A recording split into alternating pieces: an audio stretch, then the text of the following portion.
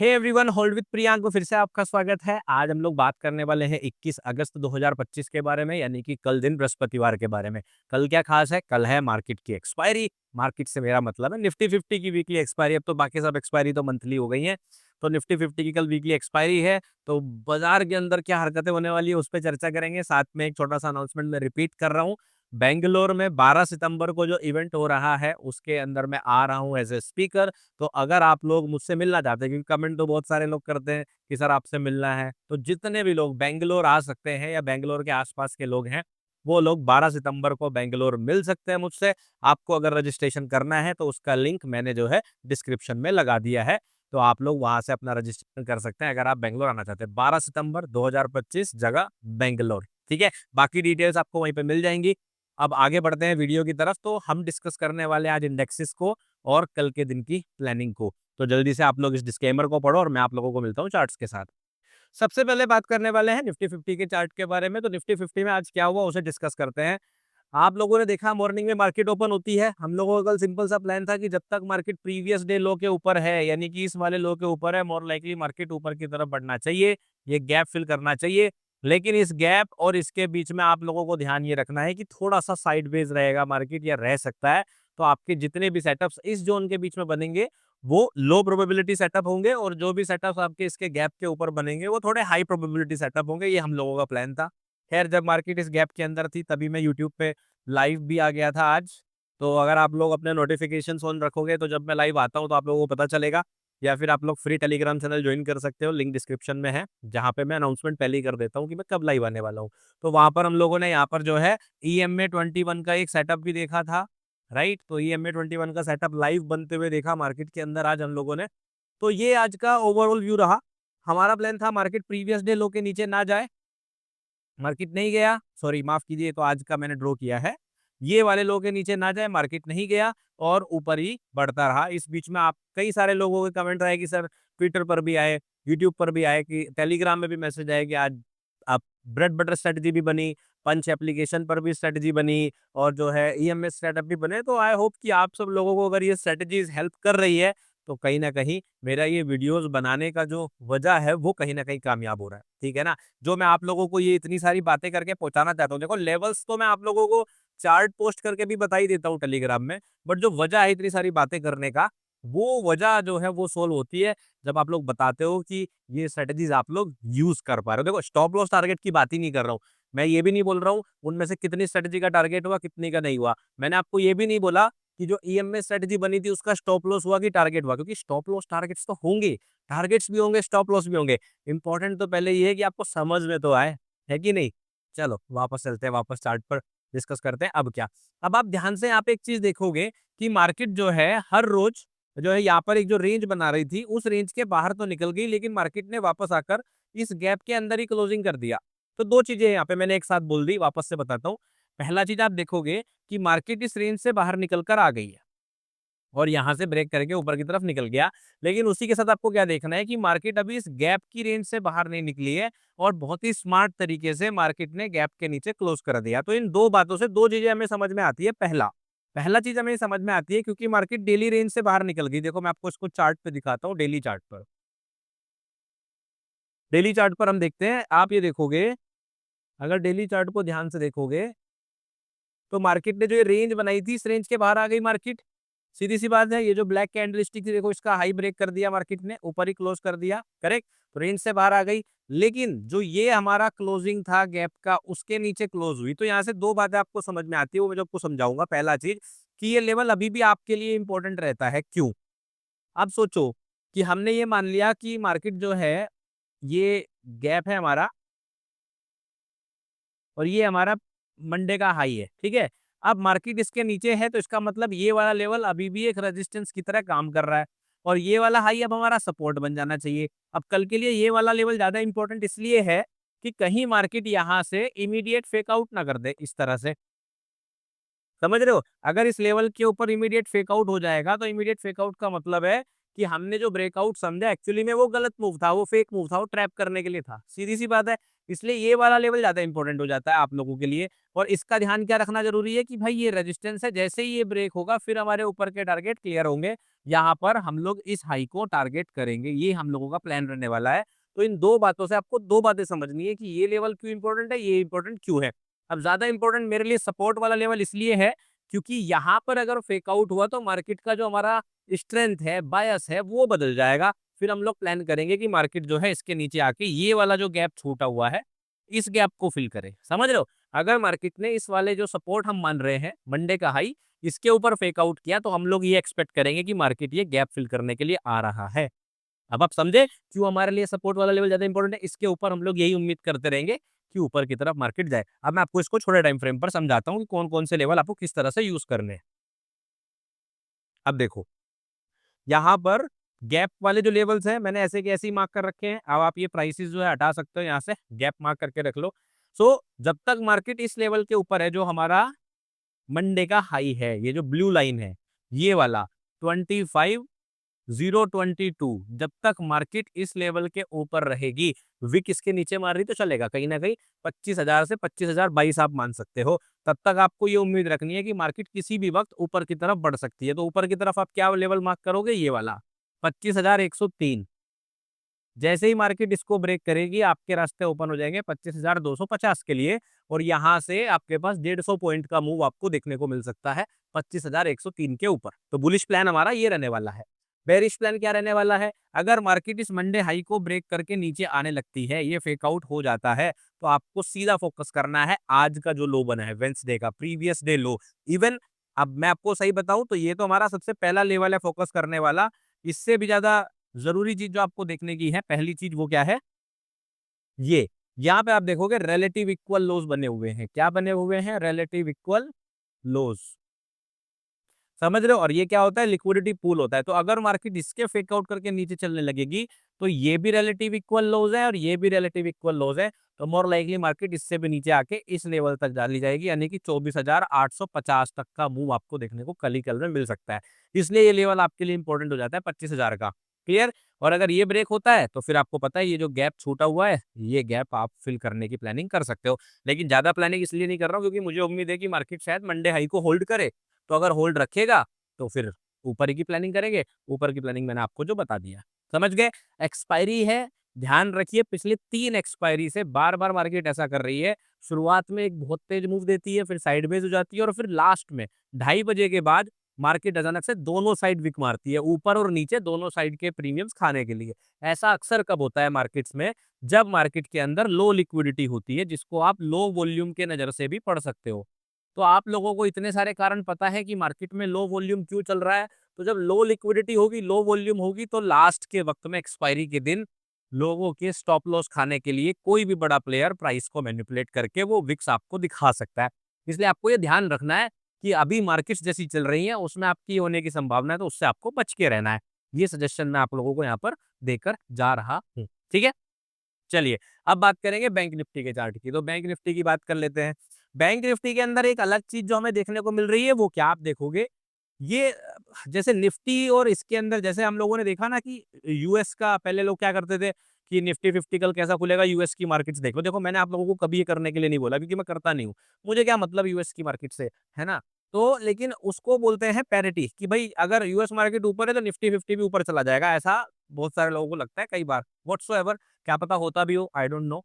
सो उसको बोलते हैं पैरिटी। अब यहाँ पे आपको दिख रहा होगा डिस्पैरिटी, क्या कि यूएस वाली मार्केट तो पंप हुए जा रही है। एसपीएक्स का चार्ट चला गया ऑल टाइम हाई और आप लोगों को पता भी है, देखो मैं चार्ट भी दिखा देता हूँ। जो है उसका चार्ट मैंने आप लोगों के लिए पोस्ट भी किया था। मैं दिखाई देता हूँ जिससे याद आ जाए एसपीएक्स। ये रहा हमारे पास वीकली चार्ट, ये रहा, ठीक है? तो ये चार्ट आप लोगों को ध्यान होगा, मैंने जो है पोस्ट किया था काफ़ी पहले, इसकी अपडेट्स भी मैंने कई बार दी। यहाँ पर जब ये था इस जगह पर, इस वाली कैंडल स्टिक में, जब ये इस ब्लैक कैंडल स्टिक में था, तो मैंने यहाँ से नीचे कुछ भी बताया था कि बाय करने का ज़ोन है और बेस्ट ज़ोन जो है वो इस एरिया में है। तो यहाँ तक मार्केट आई और उसके बाद पलट के चली गई ऊपर। इसका अपडेट मैं अक्सर आप लोगों को देता रहूँ। तो आप देखोगे एसएनपी जो है, एसएनपी 500, ठीक है? एसएनपी तो एक कंपनी का नाम है। 500 मतलब यूएस के 500 स्टॉक्स, जैसे हमारा इंडेक्स है, हमारे यहाँ 50 स्टॉक्स हैं। यूएस में 500 स्टॉक से इंडेक्स बना है। एस&पी क्या है? स्टैंडर्ड एंड पुअर, वो एक कंपनी का नाम है, जो जैसे हमारे यहाँ पर सीएनएक्स है, जो क्रिसिल और नेशनल एक्सचेंज हमारा एनएससी मिलके बनाता है, नेशनल स्टॉक एक्सचेंज, उसको हम लोग क्या बोलते हैं? सीएनएक्स। ठीक है? इससे पहले अगर आप लोगों को याद हो, तो पहले जो होता था, हमारे यहाँ पे भी एस&पी निफ्टी होता था, क्योंकि हम लोग जो अपना इंडेक्स बनाते थे, वो स्टैंडर्ड एंड पुअर का ही इंडेक्स हम लोग काउंट करते थे। लेकिन उसके बाद इंडिया ने बोला आत्मनिर्भर भारत, और कुछ सालों से आप लोग सीएनएक्स देख रहे होंगे। अभी आप लोग गिफ्ट भी देख रहे हो, कि वो सब इंडियन है, ठीक है? सो ओवरऑल मैं जो समझाना चाह रहा हूँ, कि यूएस मार्केट तो ऑल टाइम हाई चली गई, लेकिन निफ्टी 50 नहीं गई। निफ्टी 50 अभी भी अपने ऑल टाइम हाई से नीचे चल रही है, देखो। तो ये जो एक डिस्पैरिटी हुई है, मतलब इसको बोलेंगे कि अब ये दोनों साथ नहीं चलते।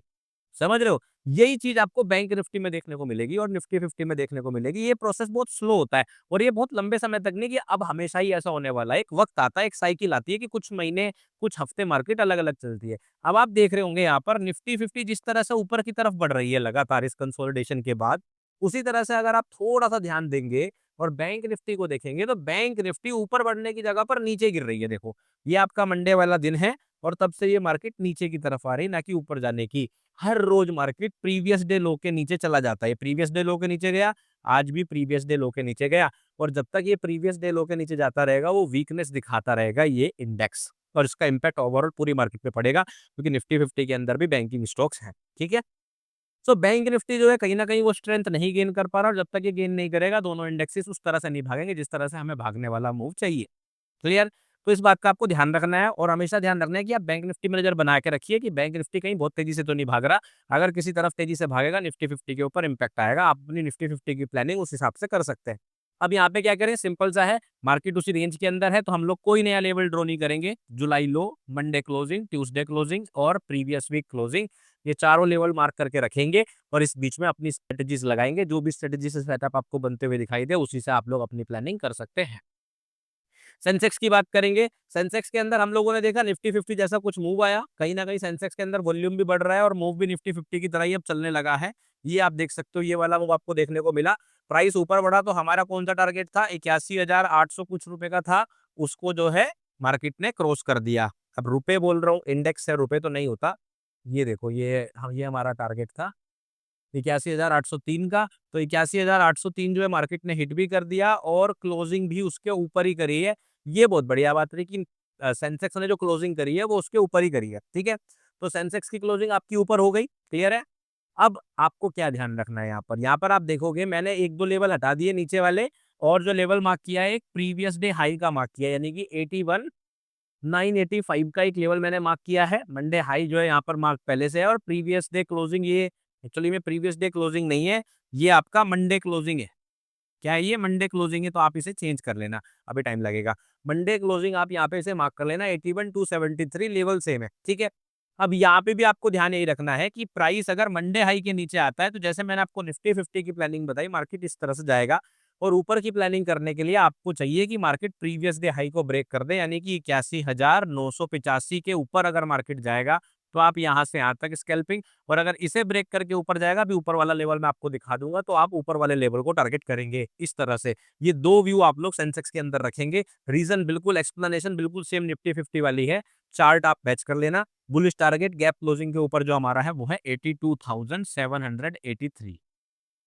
क्लियर? तो ये वाला लेवल ऊपर की तरफ बुलिश टारगेट आपका रहने वाला है। तो ये हमारी प्लानिंग जो रहेगी, ये कल की रहेगी तीनों के तीनों इंडेक्सेस में। इसके बाद जल्दी से बात कर लेते हैं गोल्ड की और सिल्वर की। सो गोल्ड की अगर हम बात करें, तो यस, अब गोल्ड जो है हमारा सपोर्ट पर आ गया है, और आपको पता है कि ये सपोर्ट आपके लिए इंपॉर्टेंट है, तो इस लेवल का आप लोग ध्यान रखेंगे। यहाँ पर ये इमीडिएट फेक आउट भी कर सकता है, हालांकि फिलहाल के लिए कहीं ना कहीं गोल्ड के अंदर वीकनेस दिखाई दे रही है। देखो, आप सब लोगों को पता है, अभी तक वॉर चल रही थी, तो जो है गोल्ड तेज भाग रहा था। अब वॉर रुकने की सिचुएशन आ रही है, ऐसा लग रहा है कि वॉर कहीं रुक ना जाए। अब जो आपको फंडामेंटल्स में रोज कई वीडियो में बता चुका हूँ, बार बार बात नहीं करूंगा। तो उसके वजह से अगर वॉर रुक जाती है, तो आप लोगों को पता है कि ये प्राइस नीचे की तरफ गिरना शुरू कर सकते हैं। इसी वजह से आपको ये पिछले 1 हफ्ते से लगातार इसके अंदर वीकनेस दिखाई दे रही है, जबकि अच्छा खासा मोमेंटम ऊपर की तरफ जा रहा था। अब बात करते हैं कि भाई जब नीचे आ रहा है, तो क्या ध्यान रखना है? आपको ध्यान रखना है इस वाले लेवल का। कौन से का? ये वाला लेवल। ये हमारा है 92 98 टू 92, इसको आप लिख सकते हैं 98 टू 92 का। ये जो आपका लेवल है ये वाला, या फिर आप इसको 1 अगस्त का लो जो है, 1 ऑफ अगस्त का जो लो है, उसको आप मार्क करके रख लीजिए, क्योंकि मेरे हिसाब से मार्केट इतना नीचे अगर आ चुका है, अब ये यहाँ पर जो स्टॉप लॉस लगे हैं, उनको ट्रैप करने के बाद अगर ऊपर जाएगा तो ठीक है, अदरवाइज़ नीचे की तरफ बढ़ेगा। तो मार्केट जो है, जो मुझे महसूस हो रहा है, वो ये हो रहा है कि मार्केट आपका इस लेवल को टेस्ट कर सकती है, तो आप ये वाला लेवल यहाँ पे मार्क करके रख लीजिए। 98 टू 92, तो यहाँ पे मार्केट इस तरह गिर सकती है। ये आपके पास एफवीजी भी है, अब तो आप लोगों को एफवीजी पता ही है, तो एफवीजी से मार्केट इस तरह से गिर सकती है, इसके लिए तैयार रहिए। साथ में हमारे पास यहाँ पर रिलेटिव इक्वल लोज भी है, इसीलिए बीच में मैंने छोटे-छोटे लेवल्स आपको मार्क करने के लिए बोला है, चार्ट पर नहीं किया, क्योंकि बहुत सारे लेवल हो जाते हैं। नीचे की तरफ मेन सपोर्ट जो है हमारा वो सेम रहने वाला है, इसलिए मैंने इसी को मार्क करके रखा हुआ है। अगले हफ्ते में आप लोगों के लिए कमोडिटीज़ की वो डिटेल्ड वीडियो भी आ जाएगी, जिसके अंदर वापस से मैं सारे लेवल्स कवर करूँगा आपके ब्रोकर वाले चार्ट पर, ठीक है? तो ये आपको ध्यान रखना है। क्लियर? गोल्ड की प्लानिंग इस तरह से करनी है, तो आपको ये देखना है कि 99,000 इम्पोर्टेंट लेवल है, लेकिन आपके लिए जो मेन होना चाहिए वो रहना चाहिए 100 के, कि 100 के अब एक इम्पोर्टेंट रेजिस्टेंस है, और मार्केट वहाँ से पहले रिजेक्ट होकर नीचे की तरफ यहाँ पर 98 टू 92 आ सकता है, और आगे आने वाले टाइम में इन दोनों लोज को भी आप प्लानिंग करके अपने सिस्टम में या चार्ट पे रखेंगे। तो गोल्ड की प्लानिंग थोड़ी-सी वीकनेस दिखाई दे रही है और बेयरिशनेस दिखाई दे रही है। ये जो ऊपर की तरफ मूव आ रहा है, ये मोर लाइकली फेक मूव है, ऐसा दिखाई दे रहा है। हालाँकि आपको नज़र कब रखनी है, अगर मार्केट यहाँ पर इमीडिएट फेक आउट कर देती है, और इमीडिएट फेक आउट करने के बाद यहाँ के ऊपर क्लोजिंग कर देती है, तब फिर आपको जो है प्राइस यहाँ तक देखने को मिलेंगे। ठीक है? फिर उसके बाद ऊपर जाएगा कि नीचे, वो बाद में प्लान करेंगे। लेकिन यहाँ पे इमीडिएट फेक आउट होने के चांसेस मेरे हिसाब से कम है, और वो पता भी चलेगा तो हमें 2 दिन बाद ही पता चलेगा, तो उसे 2 दिन बाद कवर कर लेंगे अगर ऐसा होता है तो। ठीक है? चलो सिल्वर की बात कर लेते हैं।